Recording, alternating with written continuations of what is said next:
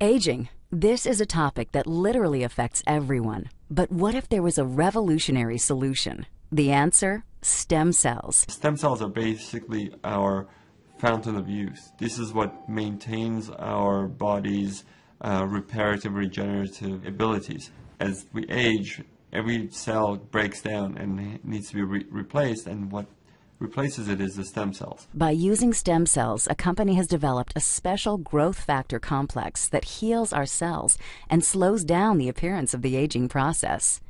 The process begins with the search for the best stem cells in the human body. The stem cells are found within the body's fat layer. By using a sterile and specialized syringe, doctors extract a mixture of fatty tissue and a group of healthy stem cells.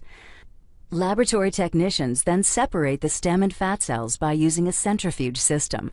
From here, the stem cells are placed in a petri dish and given food they need to grow. As the cells grow, they multiply quickly, filling in any gaps or holes. This is very similar to how the body heals wounds. During this phase, the stem cells release a chemical signal, or what is called a growth factor. Growth factors are the cell's language. This is how thousands of cells communicate, enabling each other to do one vital function: repair and regenerate tissue in the body.